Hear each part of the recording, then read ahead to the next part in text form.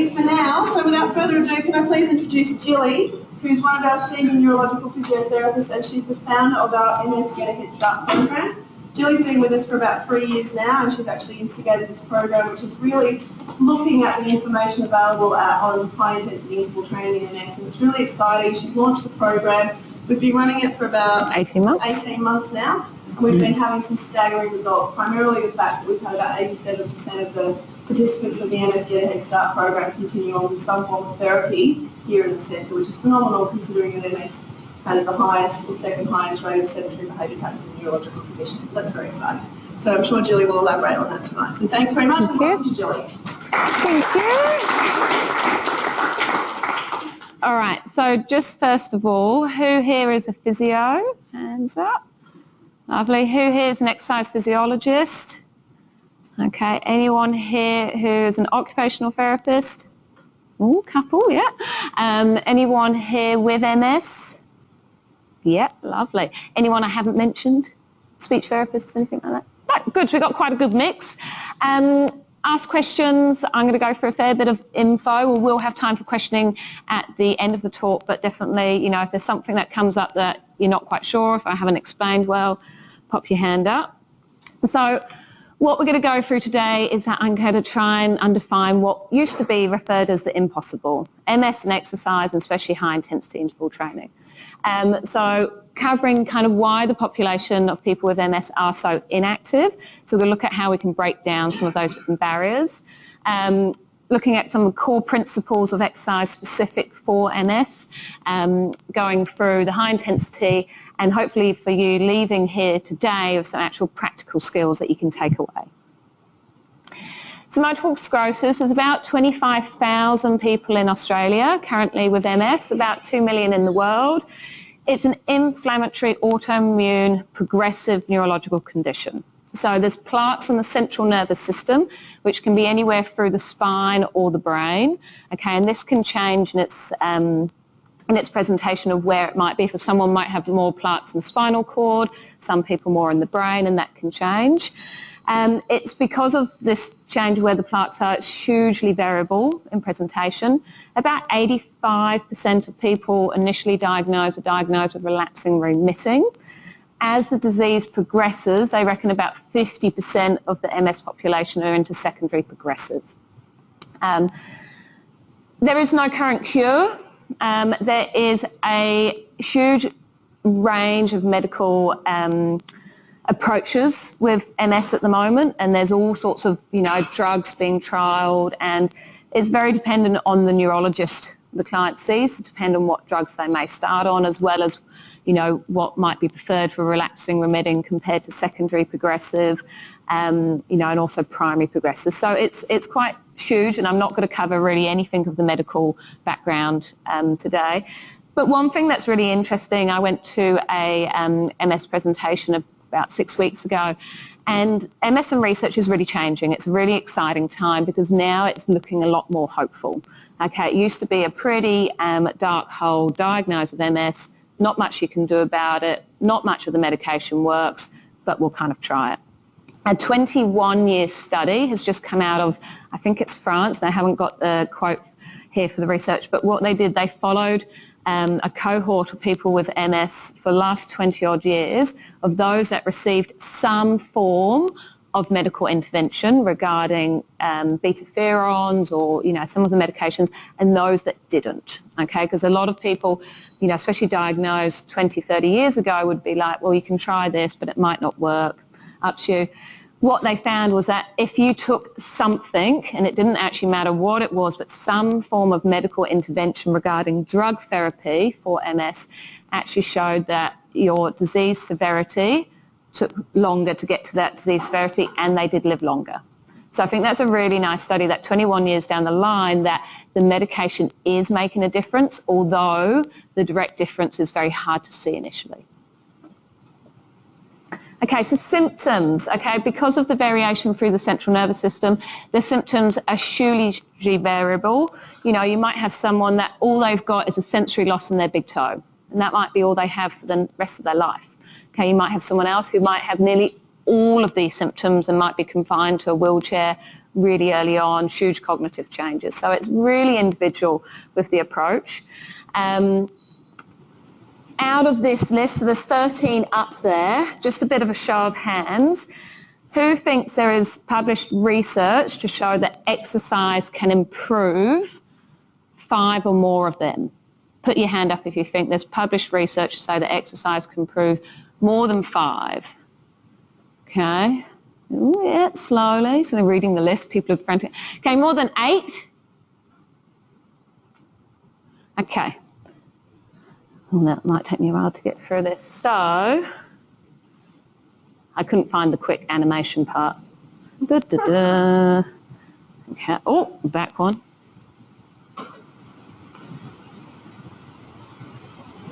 Okay, everything in bold has had published research to say exercise can make a significant difference. That's 9. Okay. Well, 8, 9. Okay, and interesting, sensory loss is a bit hit and miss. Okay, so you kind of got 9.5. Robert Mottle, he is Mr. MS research. Okay, so he pretty much has done a study or has helped authored a study on nearly every one of those. Okay, so if you want to do any research on MS, I'd put Robert Mottle MS into Google and you'll get a wealth of information.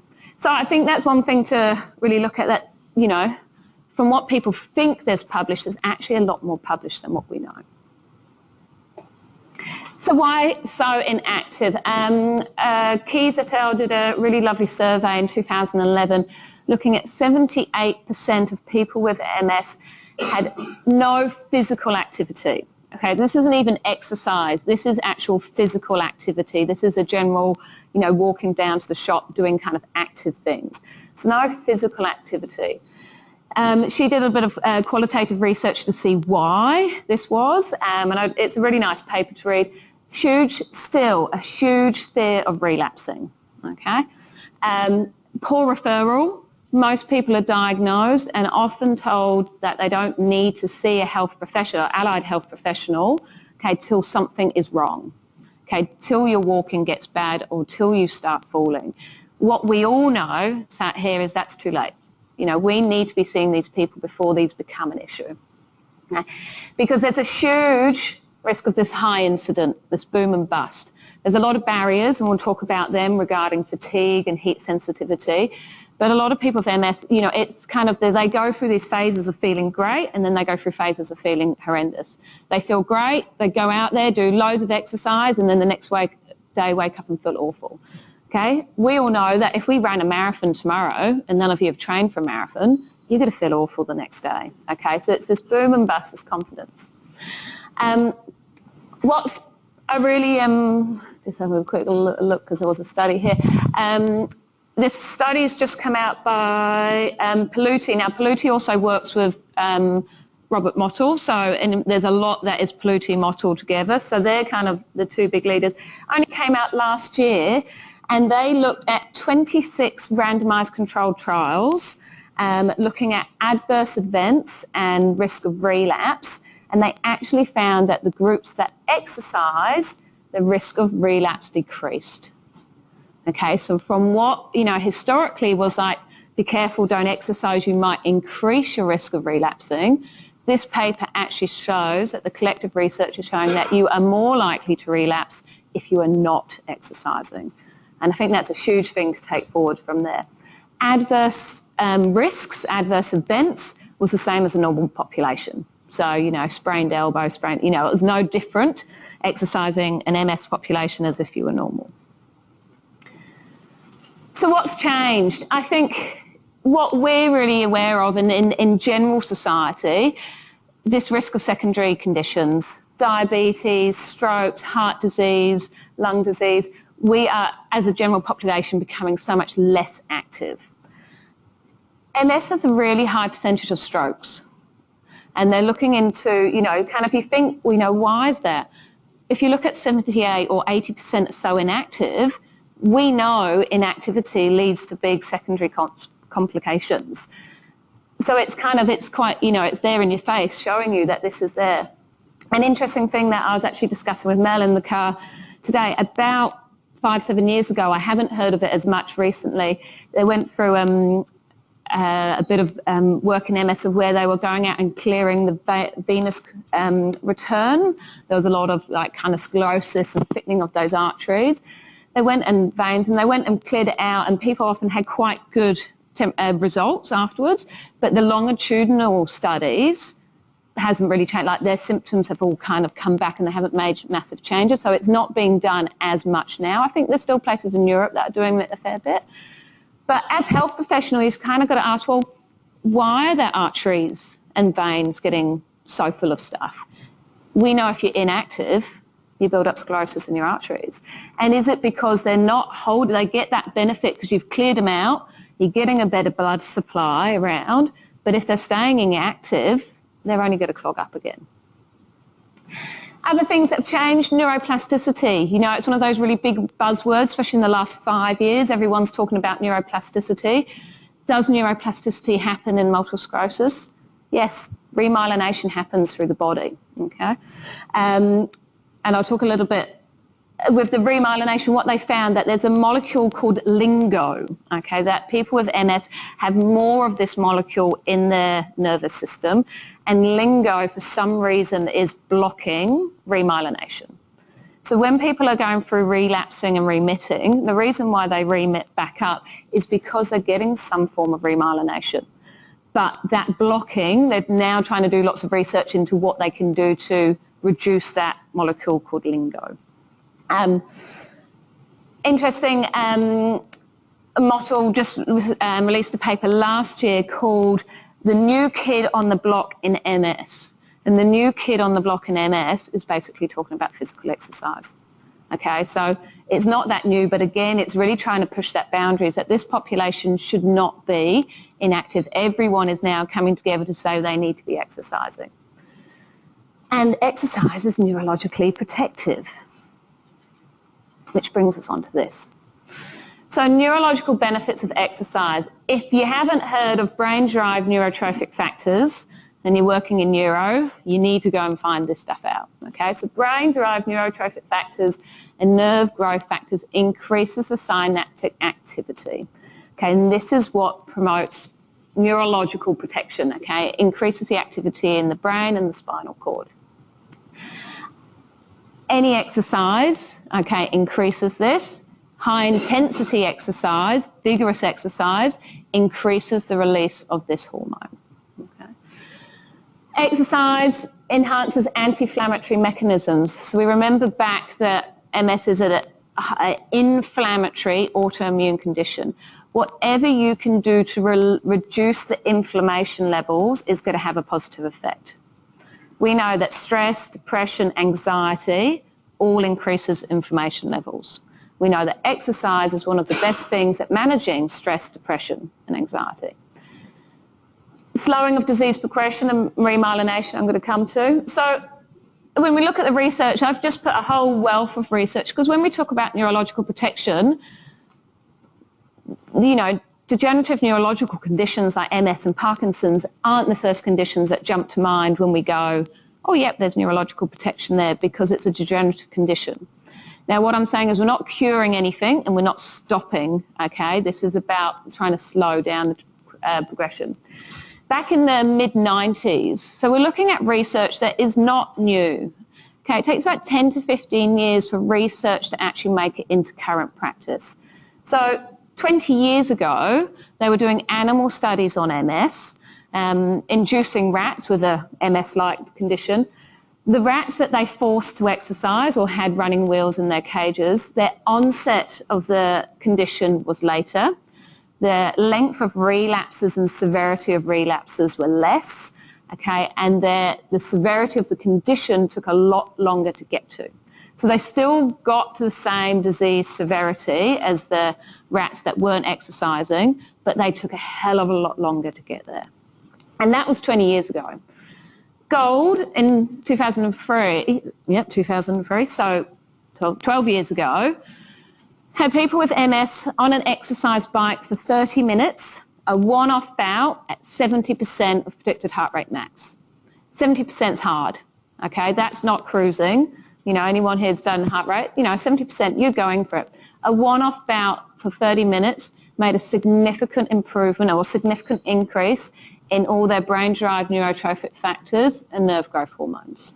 So they could do one bout of exercise and show the potential to increase those markers that are going to be beneficial.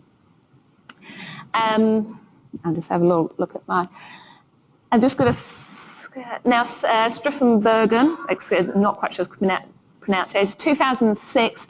It's a really nice longitudinal study, 611 participants. Okay, now in rehab we don't often get many participants, often, numbers around 10 or 20 or 50. 600 participants, they followed for 5 years. Those that exercised, okay, in a qualitative study showed that their disease severity was less and their quality of life was significantly improved. Okay. Both Henson and White, back in 2006-2008, write some really great papers about neurological protection and brain health in MS. And it's amazing that these papers, and I only found the White and Costello one about 3 days ago. Okay, so these papers are out there, but it's often trying to find where this research is. Bansi, 2012, did a 3-week intensive hydrotherapy program compared to land. So they had a bike on the land, they had an exercise bike submerged in the hydro pool. Okay, both groups exercised at 70% of the heart rate max for 30 minutes, 5 times a week. Okay, for 3 weeks. This was intensive. Okay, what they showed was the group that exercised in hydro showed a significantly higher release of brain-derived neurotrophic factors than the one on land, but they don't know quite why. So that's a really good plug for hydro, that they're both doing the same thing, but being immersed in the water, they got more of this protection. Both groups released lots of cytokinase, which is helping with the inflammation levels, and neither of groups changed their fatigue. Their fatigue level stayed normal. So they were not normal for them. They didn't make their fatigue levels worse in what was 3 weeks of a pretty intensive program, 5 times a week.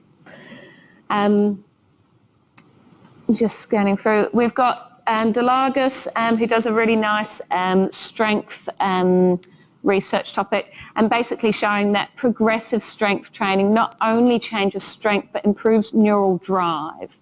Okay, so if you can improve someone's neural drive, so how easy it is for them to recruit their muscle activity to work, then that whole central fatigue is less because they need to put less effort into it. So basically we're talking about this remyelination potential, this brain-derived neurotrophic factors, and the exercise has a potential to slow down the condition. I know if I had MS, I'd be pretty sold on trying to do this, okay? As well as all the other benefits that we know about keeping your heart and lungs nice and healthy. So barriers to exercise. So we need to address what's normal, because most people have quite a fear regarding exercise. I'll cover briefly about fatigue and heat sensitivity. And a big thing is about when you're working with your clients, that is about accessibility. What can they access that's easy? There's no point kind of encouraging them to do a program or get somewhere which is unrealistic. Now, what is to be expected? It is normal for them to have an increase in symptom presentation while exercising and post-exercising for 30 minutes to up to 2 hours. Okay, this is normal. You need to educate them on this before you start exercising, because if you haven't warned them about this and they go exercising and they get, often the most common ones are sensory changes. We're talking double vision, blurring vision, numbness, pins and needles, weakness. If you haven't given them the education about this, they're probably not going to come back the next day because they're going to think they've had a relapse. Okay, that is that initial fear. What happens? My symptoms have got worse. Something's gone wrong. You need to let them know that that is normal, 30 minutes to 2 hours. Okay, if those symptoms last longer than 2 hours, then probably what they've done was too much. Okay, you need to bring them back a little bit and then build them back up. Okay, so that's what they can use as their gauge. If they've still got that foot drop 2 hours later, then what they've done is probably a little bit too much at that time. Okay, so preparation is vital. Educate what is normal to be expected, and you've got to build their confidence. You know, a big thing, like if you're going to do your exercise session, make sure you've given them a bit of warning about, okay, well, you can stay here, have a cup of tea before you jump in the car. You know, you might be doing an outdoor training session with them. Okay, make sure you just sit in your car for 10 minutes, have a book with you, some cold water, so that they know that they can have a bit of a rest before having to disappear somewhere. Yes? Can I ask, that 30 minutes to 2 hours Yes. kind of window, is that what you've kind of experienced, or is that's in the literature? Yeah, yeah, it's in the literature as well. Yeah. So, I would probably say I rarely see anyone who struggles much past 30 minutes. Because I'll go through, because how we start people exercising is quite a graded approach, so we don't often get that. You often hit the 2 hour markers when there's things like HIIT involved, and, you know, they've been out, you know, shopping all day and they've just found they've been a mess. So this also helps to explain to them why they go like this from a day-to-day and a weekly pattern, that they'll go, oh, so that'll be when I had the wedding to do in the evening, the next day I was a write-off because they were a little bit too much. Any other questions at the moment? So fatigue. Now, we haven't got time today to go through the whole fatigue management pattern, but if you are treating someone with MS, this is one of the first things you do need to sit down and go through with them. 80% of people with MS report fatigue as their number one prime symptom, and it can be the most quality of life impacting. You know, you imagine you're feeling horrendously tired the whole time. Now, there's two main types of fatigue, central and your neuromuscular. Now, your central can be split up into your primary and your secondary. Your primary is that they've done studies that have shown that people with MS, their underlying neural activity in their brain is about 30% higher than the normal population. So their brain is just constantly working this 30%. You imagine if your brain was working 30% more the whole time, by the end of the day, you'll be asleep. Okay, so they've got this primary aspect going on. The secondary part is you're looking at pain, spasms, poor sleep, okay, medications, all those types of things we know impact on how you feel. Okay, so if fatigue is a number one symptom, you need to be looking at, well, what's their pain levels like? How are they currently sleeping? Do they need sleep studies? Do they need to be advised on the healthy sleeping pattern? You know, what medication are they on? You know, is the timing of their medication going to change? And then kind of giving them a bit of education all about this primary part, and this is why they need to have a break. And we're looking at things like, there's a lot of research regarding meditation, mindfulness coming out with MS as well, really helping with symptom presentation. Your neuromuscular fatigue, okay, is the fatigue around the muscles. So we're looking at your foot drop, okay, your hand cramping. Now, the neuromuscular fatigue often will come on, okay, from that the muscles working hard, and then you'd expect that with a rest that it will come back again. Okay, so and that rest might be 10 minutes, it might be 20 minutes, okay, and it's again just giving them that education about that they're fatiguing because they've got about half the amount of nerve innervation to that muscle, so it's just running out of fire. The batteries are just running out, they need that battery to recharge. So that's that short-term kind of fatigue where the foot drop comes on, they rest for a bit, and then they're better again. So a structured fatigue management program, so the power of 20 minutes, okay, they need to be doing a 20 minutes, hopefully once or twice a day, of a pure rest, and talk to them about pure rest. Watching TV, working on the computer, being on their phone, you know, is not a pure rest. They need to switch the cognitive side off, okay, and that's a really important one. And you can guarantee you'll speak to, you know, most of the people with MS, a lot of them, you know, diagnosis is made when people are 20 and 30. They're working, people eat lunch at their work desk now, no one really takes a break, and everyone's busy. You need to make sure that they're taking time. Exercise can significantly reduce fatigue. So Paluti again did a meta-analysis of 17 randomized controlled trials, and that supported a small but a significant improvement in fatigue. Another hydro one I've just pulled, Hydrotherapy in 2012 looked at 21 people with MS, comparing hydro and a control, 8 weeks, showed a significant improvement in fatigue. A study that just got released earlier this year from the States, Weiland, 2,000 people with MS were studied. Now, this is some great research. Like, there's not often you get 2,000 people in a study. Now, they did just a qualitative study looking at kind of quality of life incidences around fatigue. The people who were obese, on disease-modifying drugs, and had a poor diet were much more likely to have fatigue issues. Those that exercised regularly, ate a lot of fish, and took vitamin D supplements were much less likely to have fatigue as a major symptom. Okay. And as health professionals, it is our role to encourage healthy diets and refer to dietitians and things like that. So definitely looking in those levels. Heat sensitivity. Now, this is a really interesting, lots of research is happening here at the moment. Ollie J, who's a professor who's just come over from Canada, who's at Sydney University, has just had some funding in the MS Society here to really look. He did a fantastic pilot study trying to looking at to why people with MS overheat. Okay, we know that they're heat sensitive. Some are cold sensitive, some are heat sensitive, some are both, some have no issues.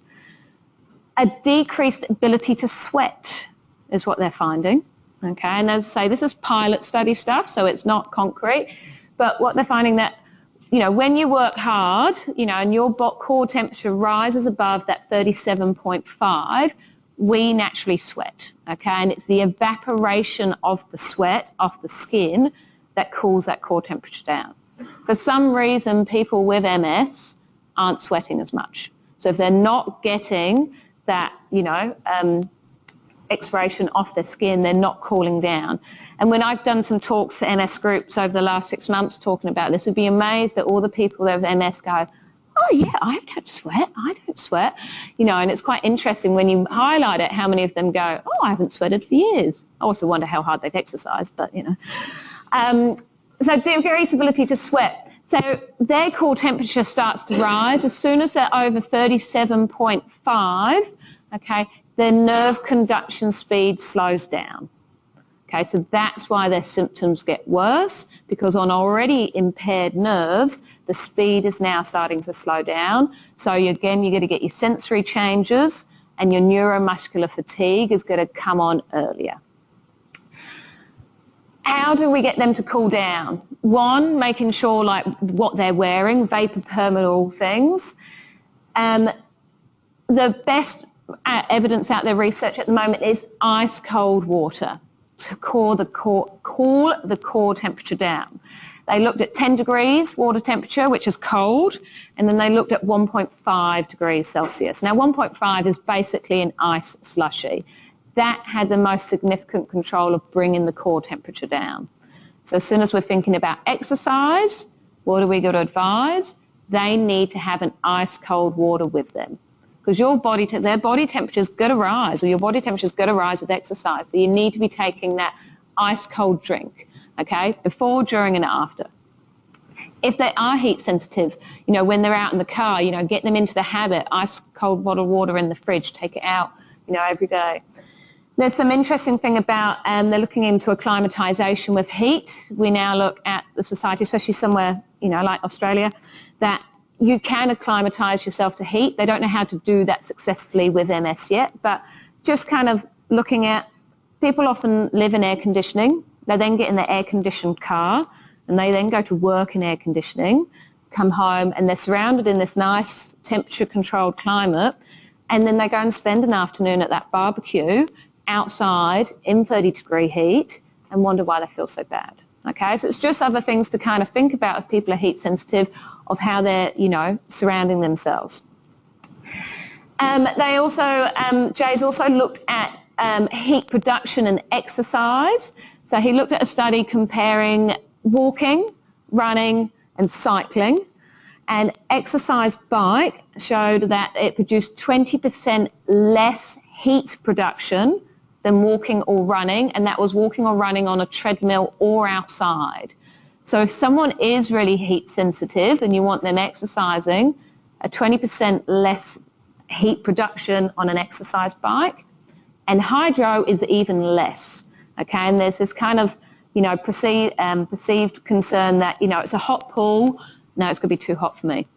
Hydro is the best thermoregulator. A hydro pool should be about 32, never any more than 34 degrees Celsius. 34 degrees Celsius is thermoneutral. Okay, the body runs at 37, but that's the core temperature. The outside temperature is less, well, the skin temperature. When they're immersed in water at 34, that is where they're thermoneutral, and they're more likely to control their body temperature. So they don't overheat in hydro. The area that they overheat in hydro is the ambient temperature. Anyone who's sat on the outside of a swimming pool, lifeguarding, watching kids, it's horrible. Okay, so it's the ambient temperature that is too high for them. So you want to make sure that they're in the pool, that they can get mostly under, but the pool, the hydro is the best way to control temperature, little to what people think. Any questions on that? No. So when looking at the barriers, you've got to address their fatigue, you've got to get them confident about some heat management, okay, you've got to talk about any other barriers they have.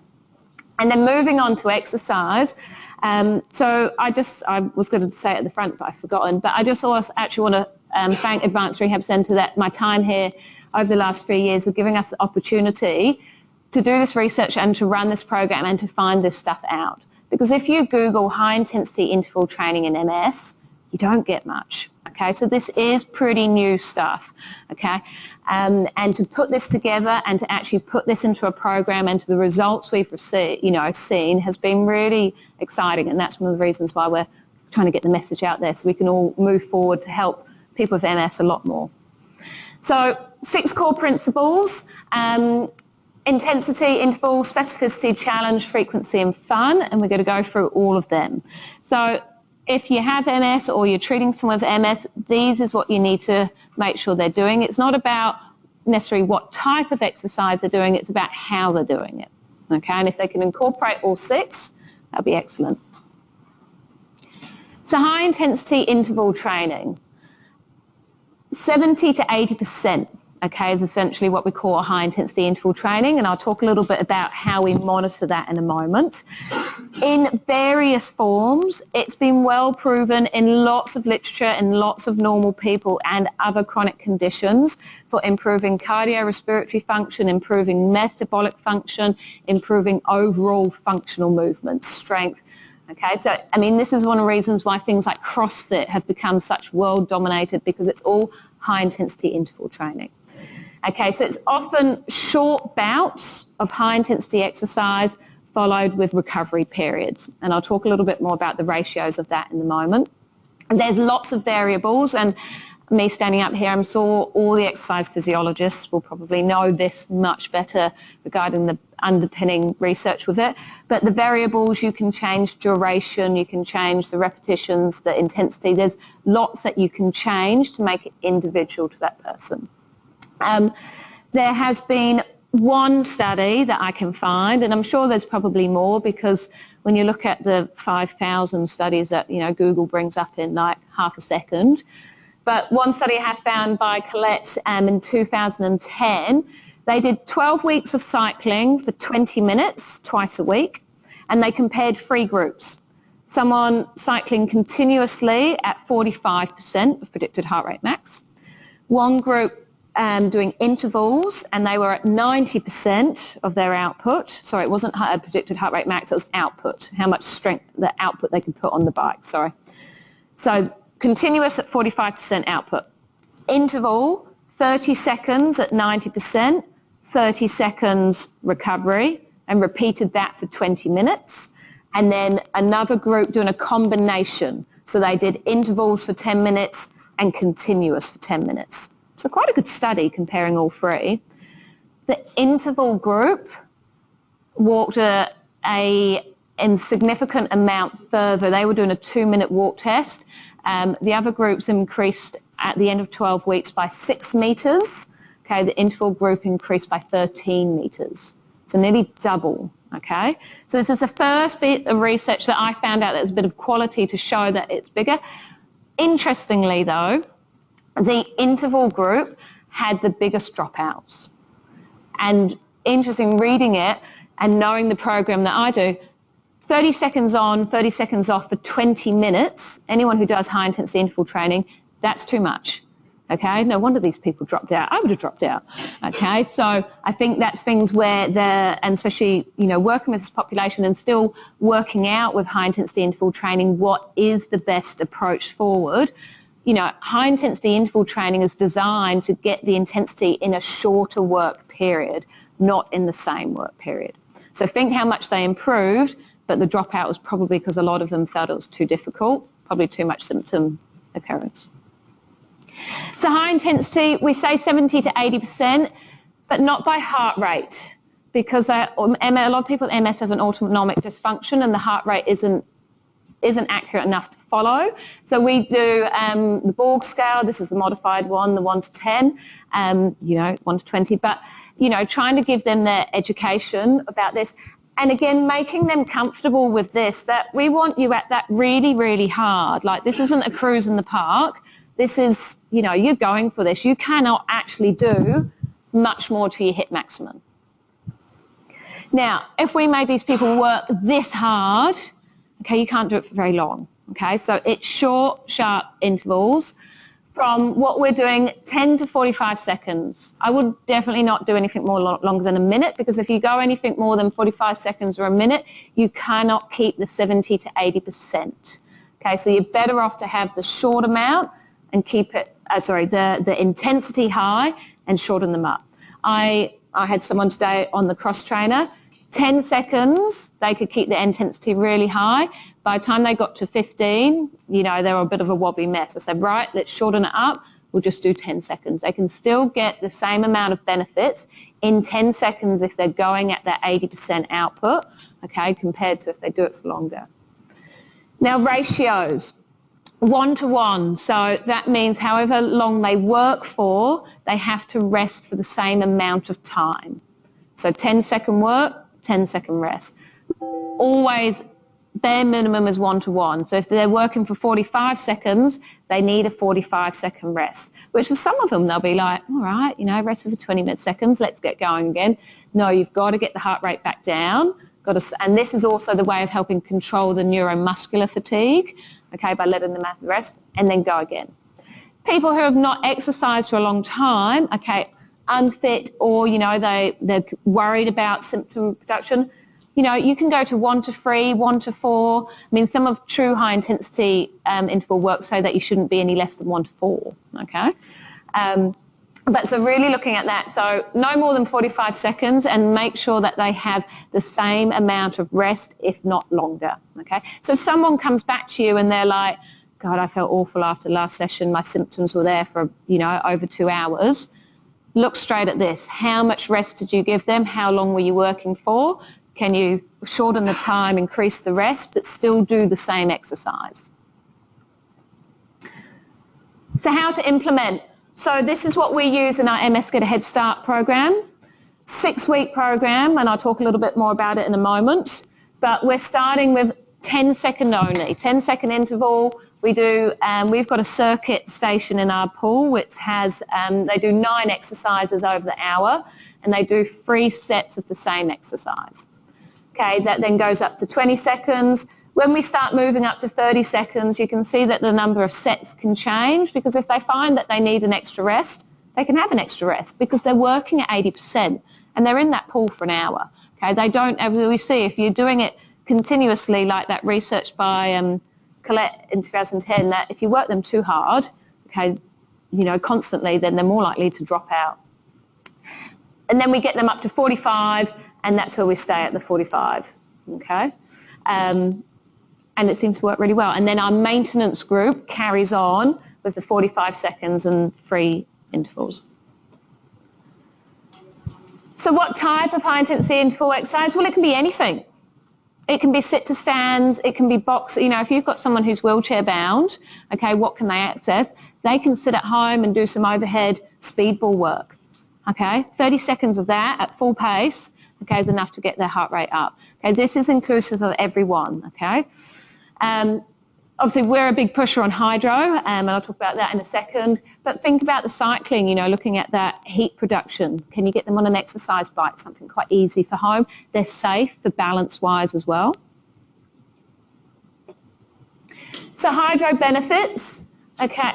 The buoyancy is amazing. People who struggle on land, okay, their anti-gravity muscles are constantly working. Okay, you put them in the pool and they're like, this is great.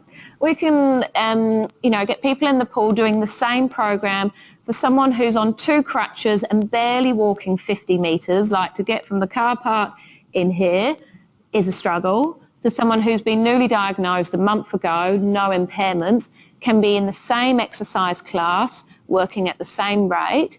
That empowerment, okay, to feel normal, okay, and be included in what someone else is doing who is normal, you know, who is presenting normal, you know, is phenomenal for that, you know, that drive. So the buoyancy, they can do things, they can do some running, they can do some jumping, because when on the land, can you safely get someone with impaired muscles, hopping, jumping, bouncing around?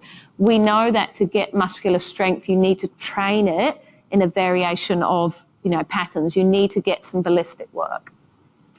We talked about the temperature in hydro. Hydro is the best thing for conducting heat away from the body, best thing at maintaining the temperature.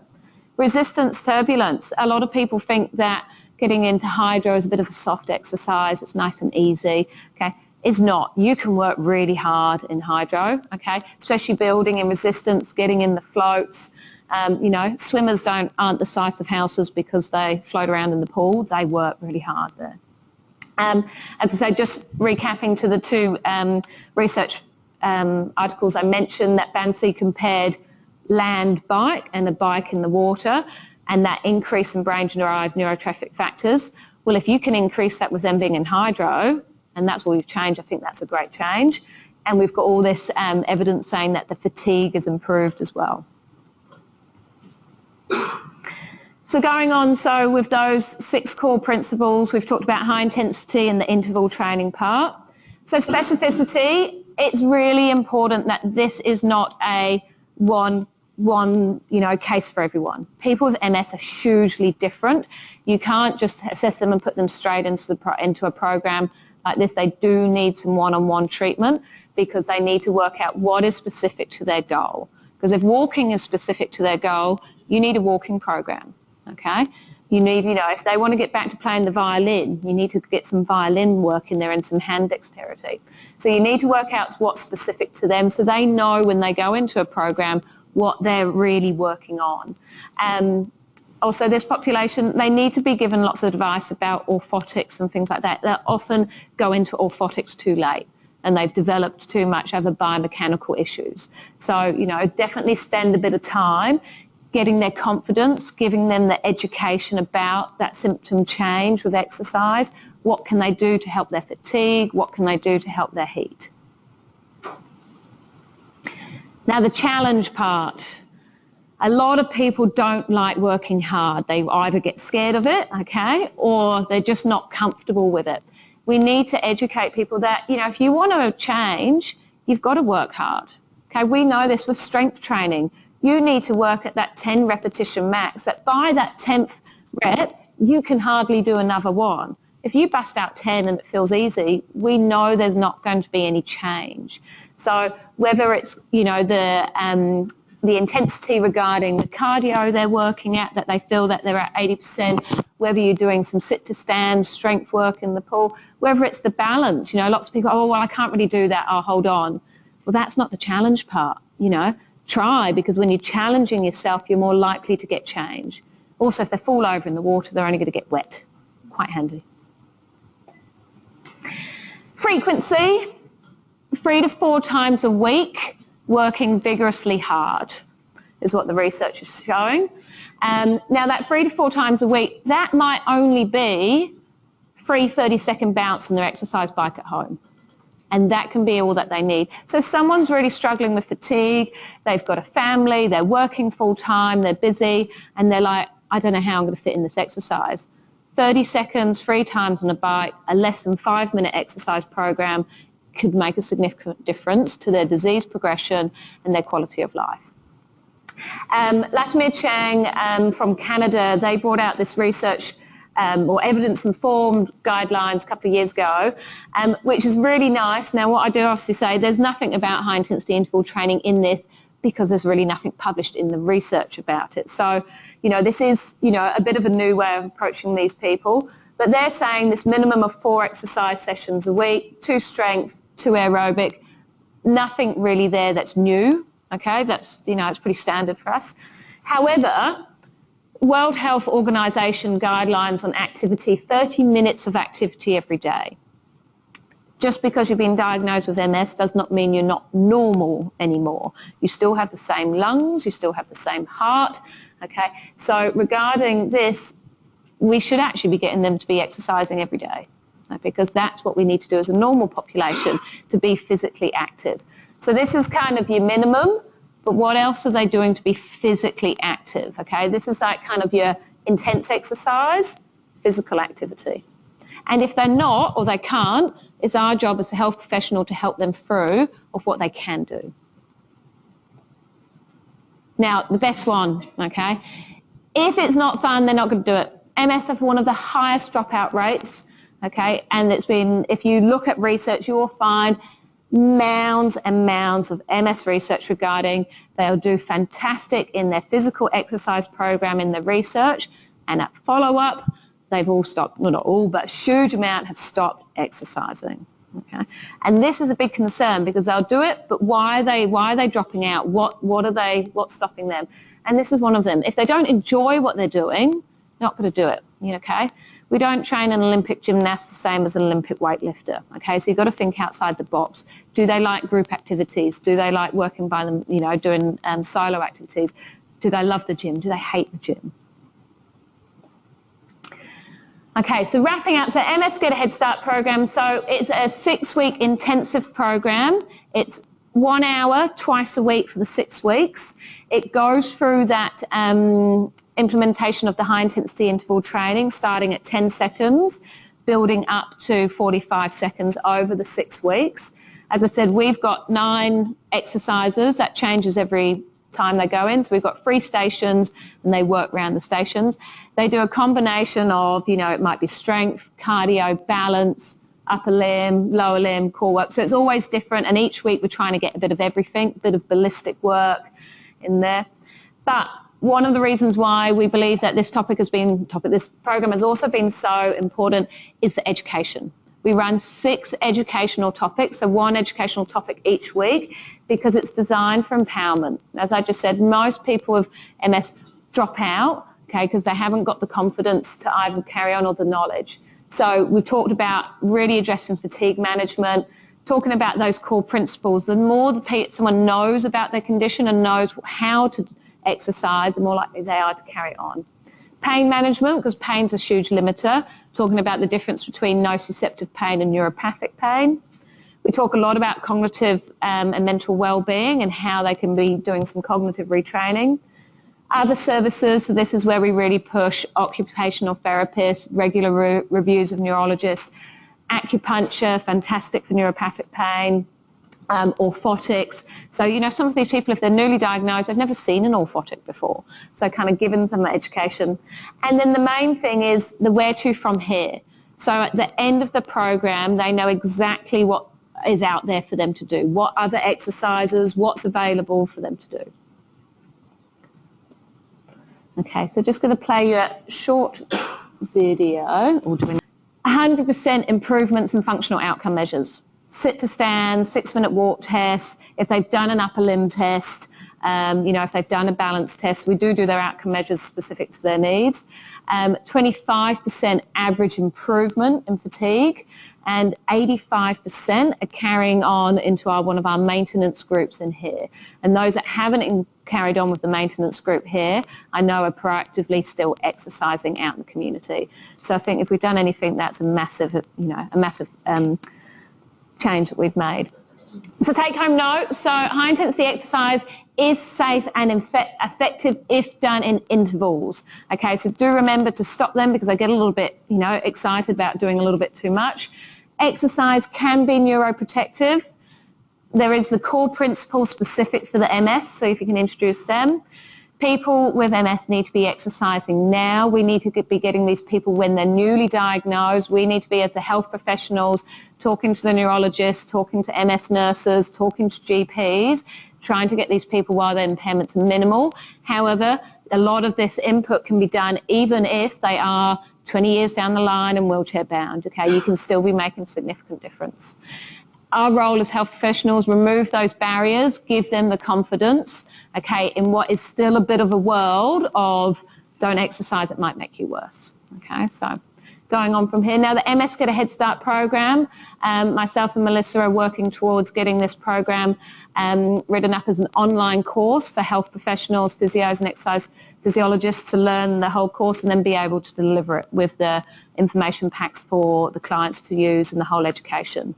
Watch this space. So do keep up to date with the website and newsletter, and it will be on there hopefully towards the end of this year. Any questions?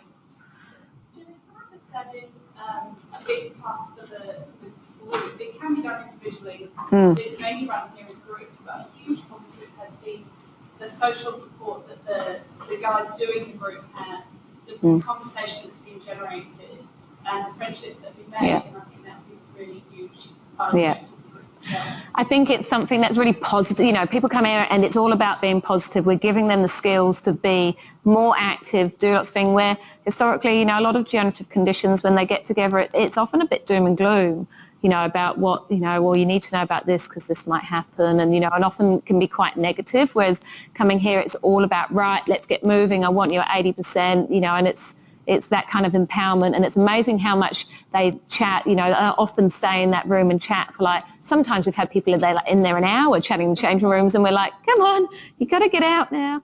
So I think that's really true, especially with those newly diagnosed. A lot of the newly diagnosed, don't actively go out into some of those social support groups because they are working full time, okay, and they might not get to them. Yeah. Can I ask what you use to objectively measure fatigue? We use the fatigue severity scale. Okay, we're looking at some other quality of life ones. The one that we're currently trialling is the MS 12-point walking scale. It's a little bit tricky to get a short enough quality of life one. We tried the WHO brief, but it was quite inconsistent, the results, compared to what they were subjectively saying. So we're still playing around with the qualitative ones. Yeah. How many do you normally have in the group? So we only have 3 in our group because we've got quite a small pool in there, so we only have 3, but I mean the size of the group will be fully dependent on how many you can take, okay. If you're doing a land-based session, obviously the one thing to be aware of land-wise is regarding heat sensitivity and neuromuscular fatigue, but as we said, this can be provided in group or one-on-one setting. We've got our on-the-road staff delivering it on the road as well in people's homes, so it can be, this is kind of a platform that can be provided anywhere. In terms of you determining the amount of rest that's required, Yes. you mentioned that you're not really using heart rate to determine that because the hormone is using more RPE. Yes. You mentioned when you look at rest, you're looking for that heart rate to drop back down. Yeah. Just elaborate a little bit more into how you determine what's an appropriate rest for these patients. Yeah, I suppose it's a bit of a tricky one, and it's definitely case by case. I'd be looking at probably on that Borg scale of them coming down more to about the 3 to 4. So we don't expect them to go back down to 1, okay, because they are only having 30 seconds. I'd be looking at things like if they're getting neuromuscular fatigue, I'd be getting them to let me know, like, okay, has your foot gone, has your foot gone floppy, that type of stuff, and you can kind of tell just getting them to really feed back those symptoms, and it might be like, right, well, you just sit this one out. And as I say, often that first couple of sessions, you don't really know how they're going to respond, hence why 10 seconds isn't much. They generally leave here going, well, that wasn't much. And that's how you want them to leave your first 1 or 2 sessions. You want them to have the confidence that they are going to feel okay, and then you can build them from there. So. And that's also one. Yep. That's just also why you have the one-on-one sessions as well, to kind of test it out Yeah. individually. Yeah. And also with your small groups, it's probably easier. Yeah. Yeah. But then my next question is that with your intervals of 10 seconds, obviously you're building to 45 seconds. And Yep. approach that's a progression. Yep. The progression of keeping it at 10 seconds, but more sets rather than 4 sets, but you can say 10 sets at the 10 seconds. What's your experience with the flip side of that? I think variation. Okay, I think nice that they're doing a variation of exercise. You can get more exercises in, unless if they're doing 10 seconds of a lot of one exercise can get quite boring, whereas you can keep that variation. And also kind of real life function, we actually want them to be building up to a little bit more tolerance. Like if you can be working hard for that 30 seconds to 45, it's probably a little bit more of a functional layover than the 10. Now this is hard, and it is hard for me to say because this research isn't out in this population, and I think even some of the EPs might be able to help me out here. But even in high-intensity interval training, it's quite varied. I'm looking at some of the EPs here, that there isn't much difference between what they think is good at 10 seconds or 30 seconds. Like no one's really come out to say there's a gold standard. Yeah, so I think it's, yeah, yeah, yeah. Cool, thank you. Yep. Do you keep them in the pool for the whole 6 weeks, or if they're doing well enough in the pool, do you graduate? No, keep them in the pool the whole time, because they will also be having, as I say, all of us have had at least a couple of one-on-one sessions, so they'll have their home exercise program to be doing. So regarding that specificity, they should have some form of land-based exercise, as I say, walking program, things like that. And in the second week, when we talk about exercise prescription, I go through a weekly diary and go, right, well, you've got your hydro twice a week. When are you fitting in your other exercises? So we definitely make sure that land is being covered, but we do the whole pool. Or if they're doing a land base, they do the whole program on the land. Okay, just helps logistics as well. Excellent. Oh, well, I'll be hanging. Oh, yeah. You mentioned that like your intervals are around like 70 and 80%. Yes.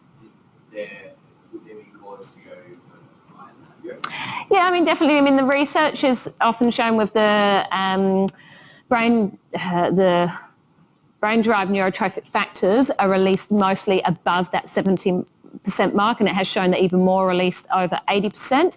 I don't think there's much research to show much difference between 80 or 90%. I might look at Mel, I don't think. I think the kinematics just make it that much harder to push beyond 80%. So I think if you can get to 80, you're doing well. Yeah. So I don't think you're going to get much more by going that much harder. Okay. So just Yeah. to clarify on the first scale, Yes. 70% intensity is okay to be about 7 to 8 to 9. 7 to 8. So it's exactly the same, the numbers, yeah. 70%, 7 on there, yeah. You mentioned about cost. Cost. So here we run the program, it's $600 for the 6 weeks. Okay, so that brings it down to $50 a session. And we obviously encourage our clients to, there's private health funds, there's the EPC, the Extended Primary Care Package, and we also work very closely with MS Employment Service as well, and that have been very kind to do some partial funding for clients who are working to get them, to help them through this. So yeah, so there's a variation of bits there. Sorry, can I ask a question? Yes. Just in regards to research, Yep. do you know if there's been much research in looking at active groups, active population, and sedentary populations, and the incidence of MS in those sorts of groups? I know you kind of referenced it. Yeah, no. When I went to talk recently, talking about the incidence of MS, they still don't really know. There's a bit of a geographical incident. Definitely there's more first world countries and people further away from the equator, so colder countries seem to have MS more. Interesting, the most shocking one that I heard was that if you have had glandular fever, so it's something like the EP virus or PB virus, if you have had glandular fever later in life, so after 20, so between 20 and I think 25 or 20 and 30, your chance goes up by 80%. So, which is quite interesting. But this is also if you've got the genes and you've had other environmental exposures. So it's still highly unknown of the why. I think they're trying to gene code it and they're coming up with hundreds of different genes. So I think it's a bit... I think it would be suggestive, but you couldn't say either way. Yeah. Yeah. I mean, they can certainly say in Parkinson's that onset is delayed definitely by exercise. Yeah. I mean, you can't compare the two conditions, obviously, but I think, again, it follows a particular trend looking at the literature. I think what's interesting just clinically is that they say most people are diagnosed, well, majority are diagnosed between 20 and 30 years old. Don't see that many people diagnosed 20 and 30. We get a lot of newly diagnosed in their late 40s, early 50s, and that's also because diagnosis can take some long. Like some of these little relapses is they have numb burning feet for 2 weeks and then it goes away. Well, it could have just been a back problem. They have urinary urgency for a couple of weeks and then it goes away. You know, so until some of those symptoms accumulate. So, you know, and it's wondering those who are physically active, as we said about the mice study, that their onset was much later. So Australia is quite a physically active country, you know, and as I say, I see a lot more people in that later 40s, 50s than I do the 20s and 30s, and maybe that is a reflection on some of the activity levels. Hard to know though. Okay, last one, and then because I know some people want to run. Experience with patients coming back from overseas with stem cell therapy? Yes. So we've had stem cell both here going to the St. Vincent's trial. So there's a huge plethora of different stem cells. The big problem with stem cells still is they cannot code a stem cell. So you cannot put a stem cell in the body and ask it to exactly be remyelinating exactly where you want it to be. So it's still very experimental. The stem cell treatment where they're just taking adipose tissue or random tissue from somewhere, you know, that's obviously got really no research behind it at all, and there's people in Australia doing that, which is a bit of a shame, but that's happening. There is mounding research for and I can't remember it, the HCT, which is the the one that lots of people flying over to Russia to get, which is showing that there is good potential there. However, a paper just came out of Russia and they published 100 subjects, but it's well known they've treated way more than 100, so why haven't they included the more than 100? So some of the quality of the research is a bit up and down, but it is looking promising when they're taking the olfactory stem cells, because they're the ones that have the potential to regrow. And the development in remyelinating stem cells and remyelinating drugs is moving forwards a lot. The most promising thing was a thing called botine at the moment, which is a really high, like nuclear reactive level of B7. You can't buy it, you know, it's that high. And that's been the first drug trial to come out to show an improvement in both clinical and imaging on MS. And that's the first thing ever. So watch your space. I think in the next 10 years, the research in MS and the medical management is going to definitely have its foot down. And I think also the introduction of BDNF, which they're Yes. doing trials for in the UK. Yeah. Now we'll wrap up now. I will be around for a little bit longer, so any more questions do come and grab me, but thanks very much.